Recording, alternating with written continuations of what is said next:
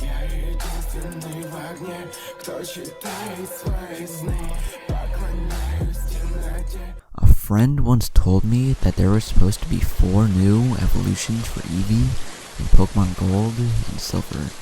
The 2 that are already in the game are Espeon, Psychic type, and Umbreon, a Dark type. The other 2 were dropped from the game. These were Poison and Ghost types. I wasn't convinced that this was true, so I decided to see for myself by trying a beta version of Pokemon Gold. The beta ROM was hard to find, because most of the ROMs were either normal, not beta, Japanese, or didn't work. When I finally found a working ROM, I loaded it up to search for the new Eevee evolutions. I wasn't quite sure what to do to get an Eevee to evolve into the Poison or Ghost type, so I just played the game normally and figured I would find out at some point. I eventually ended up beating the Elite Four and all of Kanto. The game was pretty much the same, other than a few different locations, dialogue, etc. Oh, and Dunsparce didn't seem to appear, but I won't complain too much about that. I don't really like Dunsparce. But by the time I beat the game, I still hadn't figured out how to evolve my Eevee. I tried leveling up at night, day, in caves, etc. After hours of trying, I finally decided to find the evolutions the easy way, by cheating. I tried to use GameShark codes, but most of them did nothing. So I decided to ask for help online, and someone on Newground said he could work on a code that should give me all the items. After a few days, he sent me back a code that I put into the GameShark. I loaded the beta ROM, and sure enough, the code gave me every item in the game. I looked back through the items, and everything was the same, except for an item called Toxic Stone. I knew this was the item I was looking for. I used it on my Eevee, and nothing happened. The game simply told me it has no effect. I tried over and over, but nothing. I was pissed. Was this all I got after I went through this damn game? There had to be something that I did wrong, so I thought maybe NPCs could help me out. I got the typical text from the NPCs. Man, that Team Rocket sure is persistent. I love my Jigglypuff. Have you visited the radio tower in the Kanto region? But one NPC told me something that stood out. Did you know there's a stone that can evolve a Pokemon after it's fainted? This was where I went wrong. I had to use the Toxic Stone on my Eevee after it fainted. At least, I hoped so. My Eevee didn't take any time to be defeated, especially since I was around level 40 and I was in the level 60 area. After I was defeated, I went into my bag and used the stone on my fainted Eevee. What's this? Eevee is evolving? Yes, finally! Eevee has evolved into Zombreon. This was not what I was thinking. Zombreon looked like a normal Eevee, but was green colored and parts of it were missing. Also, its cry was just a lower version of Eevee's. Oh, and once it evolved, it learned an attack called Zombite. But this was all I worked for? A recolored Eevee? Come on. I calmed down a bit and decided to test it out in the tall grass near New Barktown. A wild Cindrid appeared, and I threw out Zombreon. I figured it would be pointless to use a move I have used a million times, like Tackle or Flash. So I used Zombite instead. The attack animation was odd. It looked like Bite, but with 2 poison symbols flashing near the teeth. The attack was a one-hit KO according to the text box. But what was strange now was what the game asked me if I would like to nickname Cindrid, and it told me Cindrid was sent to the PC. I didn't use a Pokeball, so why did the game say I caught the Cindrid? I rushed over to the PC and checked for the Cindrid. It was not a normal Cindrid anymore. It was now green, a poison type, and it had the move Zombite. Wait, I know what's going on. Every time I used the attack Zombite, which I figure means Zombie Bite, the enemy Pokemon will get infected and join my team. This was pretty obvious considering Zombieon was basically Zombie plus Eon. I wondered, what would happen if I infected a trainer's Pokemon? I used Fly to go to one of the routes in Kanto that I skipped most of, and ran into a trainer. The battle started. The opposing trainer threw out a Kadabra, and I immediately chose Zombite. It was a one-hit KO, but rather than throwing out the next Pokemon, the opposing trainer just came out and said, "What did you do to my Pokemon?" The battle was won, and I received the EXP and money. After the battle, the trainer was simply gone. Just gone. In fact, none of the other trainers were there either. This began to creep me out a little bit. I walked around the area to look for another trainer, but found nothing. When I walked into the grass, a wild Kadabra appeared. Although this wasn't a normal Kadabra. It was green and zombie-like the center was. Also, I didn't even have to fight it. It just lost all of its health, and the game told me I caught it. I began to get a little creeped out, so I began to head back to town when another wild Pokemon appeared. It was a normal-looking Raticate. I didn't want to fight it, so I pressed run. It didn't work. Zombreon is staring at the foe, hungrily. The game told me. Then the Raticate attacked Zombreon with Bite, but after the attack animation played, the game said Zombreon countered the attack with Zombite, and the Zombite animation played, causing the Raticate to lose all its HP and join my team. I wanted to get out of this area immediately, so I went into my team to use Fly. I wasn't expecting what I saw. All of my Pokemon were green and zombified, and all of them now knew Zombite. I made my Lugia use Fly and take me to Saffron City. When I got there, all the NPCs were there, which helped me to relax a little. I decided to go into the Pokemon Center to check the PC, and when I did, the game let out an ear-splitting beep that made me jump a little. In front of the center's counter was the trainer with the Kadabra that I defeated earlier. A text box came up. "That's the man that hurt my Kadabra." Then the trainer ran to the corner of the Pokemon Center. A man sitting on one of the seats walked up to me and said, "Don't worry, I'll stop him." Then I was forced to battle him. He sent out an Arcanine, and I sent out Zombreon. I tried to use Tackle, and it worked, but after the animation finished, the game said, Zombreon used Tackle, followed by Zombite.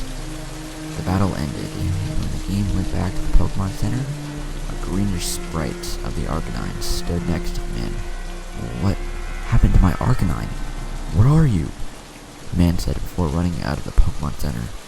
The Arcanine walked up to me. The game told me that Arcanine was sent to the PC box. Then Arcanine disappeared. This was starting to get kind of creepy. I tried talking to the trainer in the corner, but all he would say was, "Please, no more." I tried talking to the nurse, but all she would say was, "Get out of my Pokemon Center." I checked the PC, and sure enough, I had zombie versions of all the Pokemon from earlier. When I backed out of the PC, I noticed a new option on the PC screen called Release All. I tried pressing it, but it told me, "Not enough Pokemon. Darn." I walked out of the center, and the speakers in my computer were filled with a loud barrage of high and low-pitched beeps, and all the NPCs outside of the center ran towards the exits of the city. I tried to talk to one of them, but they were moving too fast to do anything. When I walked out of the town, there were no trainers around. I figured if I went to a different town, everything would be normal, so I made my Lugia fly to Goldenrod City. When I landed there were no NPCs here either, and the music wasn't playing. I tried walking into a building, but the game told me the door is locked. I tried a few other buildings, but those were locked too, so I went to the Pokemon Center. The door opened as usual, and I went inside. Nobody was inside of it, but I noticed something new. There was what appeared to be a radio on the counter. When I interacted with it, a text box came up. Beware of strange Pokemon. Trainers from the Kanto region have been reporting strange green Pokemon attacking and infecting other Pokemon and trainers. Remain indoors and avoid all contact with strange Pokemon and people.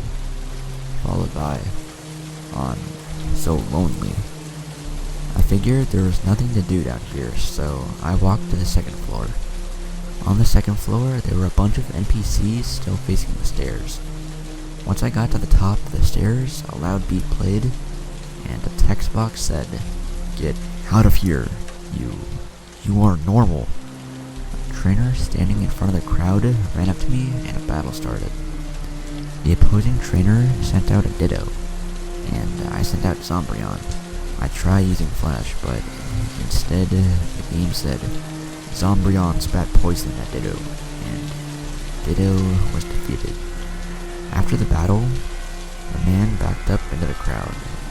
Suddenly, Zombreon walked out, and the game said Zombreon cannot wait any longer, and Zombreon ran into the crowd, touching every trainer and Pokemon. When it touched Pokemon, they would turn green, but when it touched trainers, the game let out the loud beep. Then the trainer would disappear. Once all the trainers were gone and all the Pokemon were infected, a text box said Jigglypuff, Abra, Ditto, and Clefairy were sent to the PC. Then the Pokemon disappeared. I checked my trainer card because I remember the trainer from earlier saying that I wasn't normal. Sure enough, my trainer was zombified too. I felt kinda sick. Would Game Freak really do something like this? I shook off the feeling and tried to fly to a different town, but the game told me Lugia is too weak to fly. Great. I went back into the center to get a new flying Pokemon from the PC, but when I looked inside, all of the Pokemon in the PC were infected. I tried taking out my Pidgeotto, but pressing the withdrawal button would just play a buzz sound that usually played when you weren't allowed to do something. I couldn't move Pokemon either, so there was only one thing left to do. I saved the game first, then I pressed the release all button. The game asked, would you like to release all Zomb Pokemon? Yes, all Zomb Pokemon have been released. I checked the box, and now all my Pokemon on the PC were gone. I was confused. What is the purpose of an option like this? I walked outside and I got quite the surprise. Parts of buildings were on fire, windows were boarded up, and NPCs were running from green Pokemon. I couldn't interact with the Pokemon or trainers, so I decided to walk out of town. The area outside of town was similar, in a way. A few trees were on fire, and there were gray particles moving in front of the screen, which made it look like the screen was all smoky. Walking into tall grass didn't cause wild Pokemon to appear, but I could talk to the small amounts of NPCs that were standing around. They would say things like, I had to hit my poor Pikachu with the stick. He just wouldn't stop trying to bite me. Who started this? I want this all to end. I want to go home to my family. I eventually walked to Violet City, then to Cherry Grove City, and finally to New Barktown. This was the only place that was normal, sort of. The trainers that walked around outside of the buildings weren't there anymore. I went into the laboratory to see if it was empty too. It wasn't. Inside was a single professor. Once I took a step forward, an exclamation point appeared above his head, and he walked up to me. I finally finished it! a gene that protects my Pokemon from that poison stuff that has caused all the Pokemon to turn strange. This is where it all began, and this is where it all will end, he said, causing a battle to start. The game said that Professor Elm would like to battle. He sent out a level 86 Feraligatr. I threw out Zombreon. I knew Zombreon was too weak to handle this, so I switched to Lugia. When I tried to use any attack other than Zombite, Lugia would end up using it anyways, and then Lugia did. I would get a message that said, "It has no effect on Feraligatr." After this, the opposing Feraligatr used an attack called Cure. That was super effective and defeated Lugia right away. My next Pokemon was my Typhlosion, but the battle went almost the same as it went for Lugia. I tried using Flamethrower, but instead Typhlosion used Zombite, and was instantly defeated by Cure. The battle went on like this until I got to Zombreon. I pressed Zombite at this point because I knew it was coming. It didn't work, and Feraligatr used Cure. Zombreon was brought down to 1 HP. The game said, "Zombreon refuses to give up. Zombreon uses struggle." Feraligatr was instantly defeated, and Zombreon was defeated by the recoil. Professor Elm came up and said, "No, no, no!" And the battle ended. After the battle, Elm took a step back and said, "I lost. It's over. It's all over. I want to end this pointless game right now," and ran out of the lab. After a few seconds, a text box said, "You hear a loud bang in the distance." I think I know what that meant. I went outside and a text box came up. Why did this have to happen? I didn't understand who said this since there was nobody around. I thought maybe someone was in my character's house, so I headed there. Inside was my mom. She was sitting in a chair in the house as usual, so I tried interacting with her. She definitely wasn't doing anything usual. "It's Mom. She's not moving." The text actually made me feel sad, but I didn't expect the screen to cut to black after the text box closed. The screen faded from black into the opening screen where you get to enter your character's name. But my character just stood there, and text below said, "All of this is my fault. All those poor people, my mom, Evie, but was it really my fault?" My character glared at the screen for a split second and cut to black. Then the game went straight to the credits. Nothing was different. All the Pokemon were there as usual. Once the credits were over, the emulator froze. Now, whenever I try to load the beta ROM, the emulator just freezes. I realized that this was the only one of the two evolutions for Eevee. The ghost one was probably in silver. I can't imagine what would happen with this evolution of Eevee. And I don't want to. One day, I was going to go on Fortnite to see what was in the item shop. It was my birthday recently, so I got 5,000 V-Bucks. What was on the item shop was something strange. I don't know if it was an accident by the staff, but it was a skin called Immortal Raptor. It was like the raptor skin, just with bloodshot eyes and what looked like was a bunch of open wounds on its body. I should note that my friend warned me about the Immortal Raptor and said that whoever had the skin would have a person come into their house and kill them and put their calling card, at least that is what they called it, on the body, which was a costume of the Immortal Raptor. I told them I didn't believe them and bought it anyways because I would want to rub it in their faces that nothing happened. I played a game and landed in Dusty Depot. When there were 10 people left, my inputs on the keyboard didn't seem to go through. Instead, my character spray painted a bunch of numbers. I froze when I realized that it was my IP address and my parents were not home since they were out drinking with my friend's parents.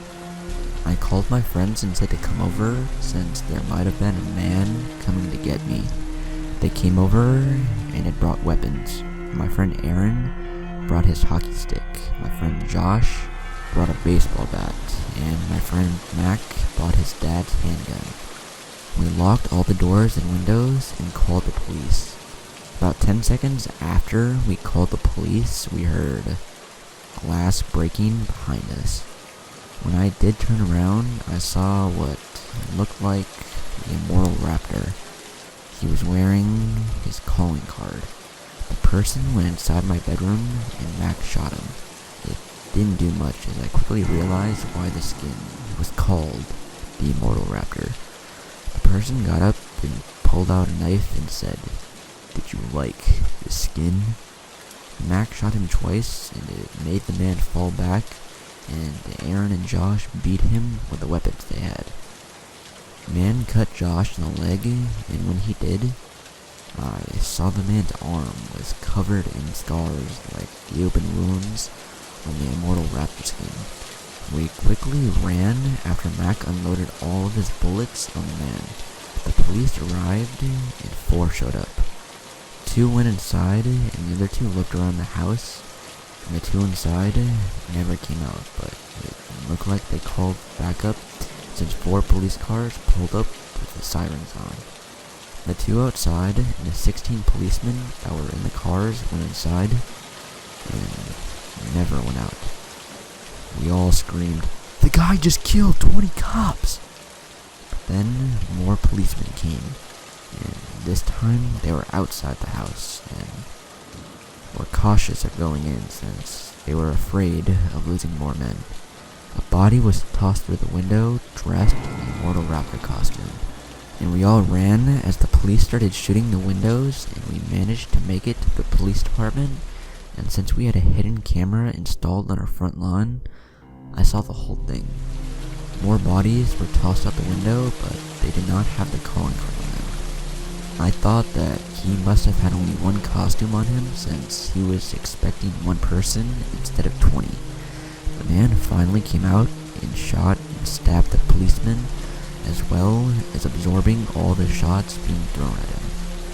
At this point, there was SWAT coming in, but the Immortal Raptor took off before they could get there. There was also SWAT at the police department who transported us and our parents to a plane that took us to Vancouver. We were placed under witness protection, and all cases about the Immortal Raptor have grown over since that encounter. I always think about the situation, and I also think about how the man will come back better prepared.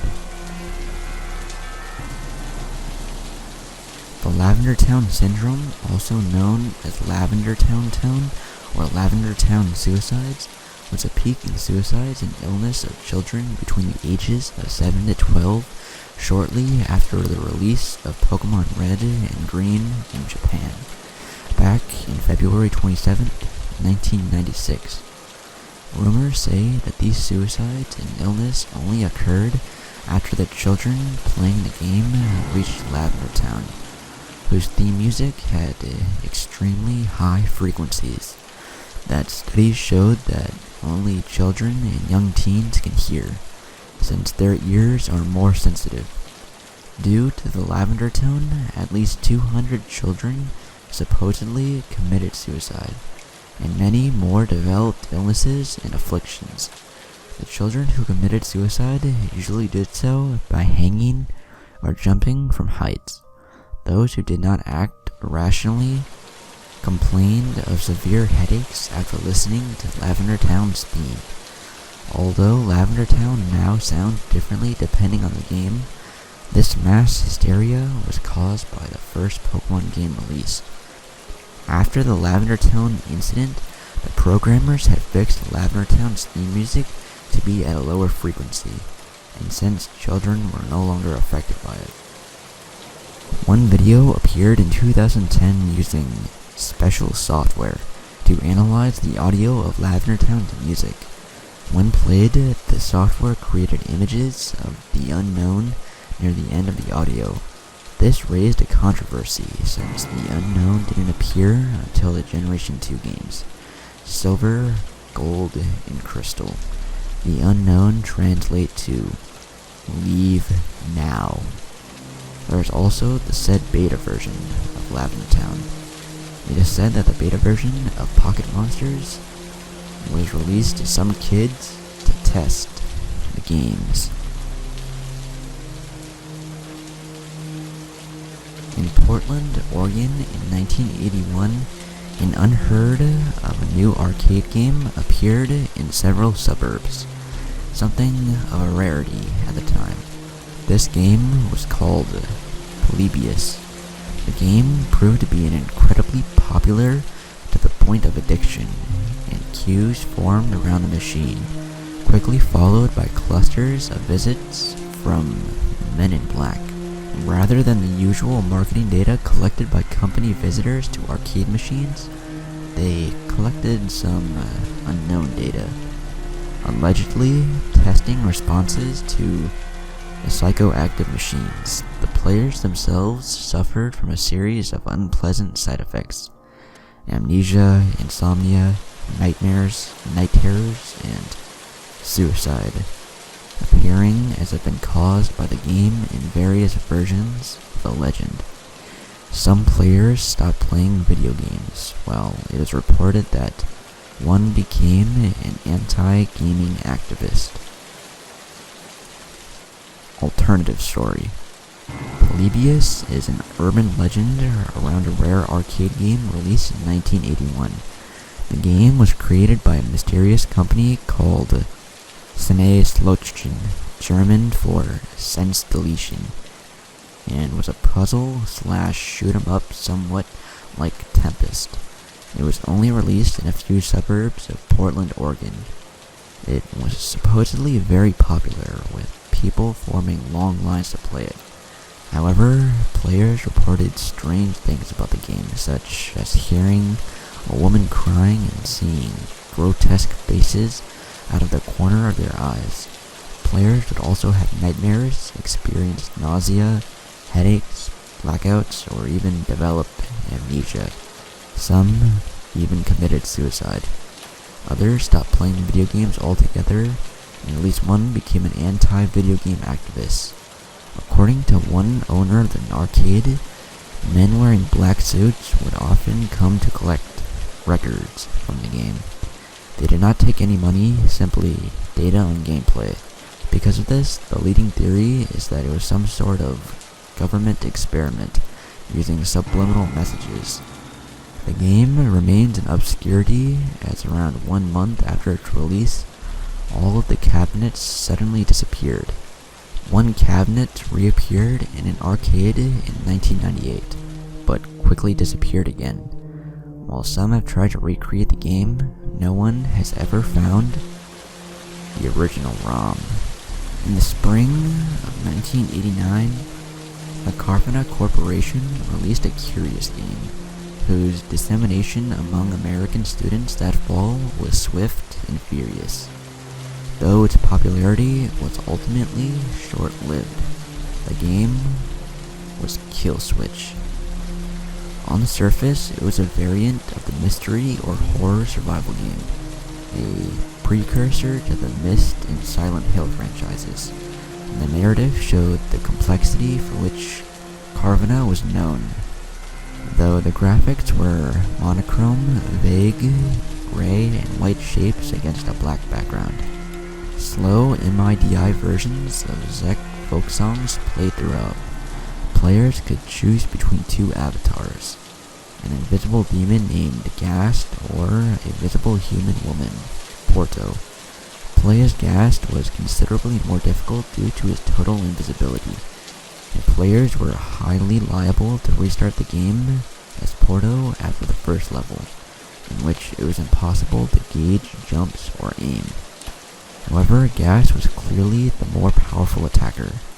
He had a fire breath and cold steam attack, but as it was above the skill level of most players to keep track of where a fire-breathing, poison-dispensing invisible imp was on their screens once the fire and steam had run out. Porto became more or less the default. Porto's singular ability was seemingly random growth. She expanded and contracted in size throughout the game. A Kansas engineering grad claimed to have figured out the pattern involved, but for reasons which will be obvious, his work was lost. Porto awakens in the dark with wounds in her elbows, confused. Seeking a way out, she descends through the levels of a coal mine, in which it is slowly revealed she was once an employee, investigating its collapse and beset on all sides by demons similar to Gas, as well as dead foremen, coal golems, and demonic inspectors from the Savatic Corporation, whose boxy bodies were clothed in red, the only color in the game. The environment, though primitive, became genuinely uncanny as play progresses. There are no bosses in any real sense. Porto must simply move physically through tunnels to search subsequent levels, while her size varies widely through inner-level spaces. The story that emerges through Porto's discovery of magnetic tapes, files, mutilated factory workers who were once her friends, and deciphering an impressively complex code inscribed on a series of iron axes players must collect. This portion of the game was almost laughably complex and defeated many players until Porto 881 posted the cipher to a Columbia BBS. Attempts to contact this player have been unsuccessful, and the username is no longer in use on any known service. Is that the foreman, under pressure to increase coal production, began to falsify reports of malfunction and worker malfeasance in order to excuse low output, which incited a Savatic inspection. Officials were dispatched, one for each miner, and an extraordinary story of torture unfolds, with fuzzy and indistinct graphics of red-coated men standing over workers, inserting small knives into their joints whenever production slowed. Admittedly, this is not a very subtle critique of Soviet-era industrial tactics, and as the town of Karvina itself was devastated by the departure of the coal industry, more than one thesis has interpreted Killswitch as a political seed. After solving the axe code, Porto finds and assembles a tape recorder, on which a male voice tells her that the fires of the earth had risen up in their defense and flowed in the hearts of the decrepit, pre-revolution equipment they used and awakened them to avenge the workers. It is generally assumed that the fires of the earth are demons like gassed coal fumes and gassy bodies inhabiting the old machines. The machines themselves are so big that the graphics elect to only show 2 or 3 gear teeth or a conveyor belt rather than the entire apparatus. The machines drove the inspectors mad, and they disappeared into caverns with their knives, only to emerge to plague Porto, of course.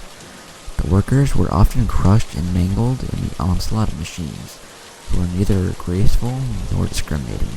Porto herself was knocked into a deep chasm by a grease-stricken engine, and her fluctuating size, if it is real and not imagined, is implied to be the result of poisonous fumes inhaled there. What follows is the most cryptic and intuitive part of the game. There is no logical reason to proceed in the correct way, and again it was Porto 881 who came to the rescue of the fledgling Killswitch community. In the chamber behind the tape recorder is a great furnace where coal was once rendered into coke.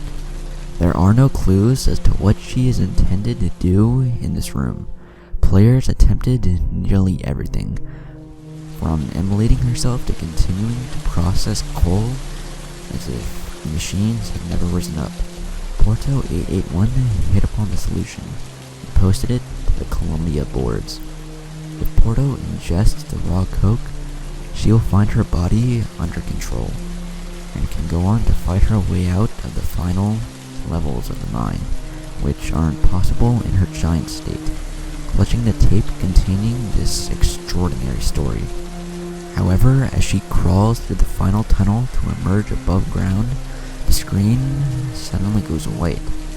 Killswitch, by design, deletes itself upon player completion of the game. It is not recoverable by any means. All trace of it is removed from the user's computer. The game cannot be copied. For all intents and purposes, it exists only for those playing it, and then ceases to be entirely. One cannot replay it, unlocking further secrets or narrative pathways. One cannot allow another to play it, and perhaps, most importantly, it is impossible to experience the game all the way to the end as both Porto and Ghast. Predictably, player outcry was enormous. Several routes to solve the problem were pursued, with no real efficacy. The first and most common was to simply buy more copies of the game, but Carvana Corp released only 5,000 copies and refused to press further editions. The following is an excerpt from their May 1990 press release. Killswitch was designed to be a unique playing experience. Like reality, it is unrepeatable, unretrievable, and illogical. One might even say, ineffable. Death is final. Death is complete. The fate of Porto and her beloved Ghast are as unknowable as our own. It is the desire of the Carvana Corporation that this be so, and we ask our customers to respect that desire. Rest assured, Carvana will continue to provide the highest quality of games to the West, and that Killswitch is merely one among our many wonders. This did not have the intended effect. The world beloved piqued the interest of committed, even obsessive players, as Ghast is not present in any portion of Porto's narrative. A rush to find the remaining copies of the game ensued, with the intent of playing as Ghast and discovering the meaning of Carvana's cryptic word. The most popular theory was that Ghast would, at some point, become the fumes inhaled by Porto, changing her size and beginning her adventure. Some thought this was wishful thinking, that if only Ghast's early levels were passable, one would somehow be able to play as both simultaneously. However, by this time, no further copies appeared to be available in retail outlets. Players who had not yet completed the game attempted Ghast levels frequently, but the difficulty of actually playing this enigmatic avatar persisted, and no player has ever claimed to have finished the game as Ghast. One by one, the lore of Porto's lost, unearthly world drew them back to her, and one by one, they were compelled towards the finality of the vast white screen. To find any copy usable today is an almost unfathomably rare occurrence. A still shrink-wrapped copy was sold at an auction in 2005 for $733,000 to Yamamoto Ryuichi of Tokyo. It is entirely possible that Yamamoto's is the last remaining copy of the game. Knowing this, Yamamoto had intended to open his play to all enthusiasts, filming and uploading his process. However, to date, the only film which has surfaced is a 1 minute and 45-second clip of a haggard Yamamoto at his computer, the avatar choice screen visible over his right shoulder. Yamamoto is crying.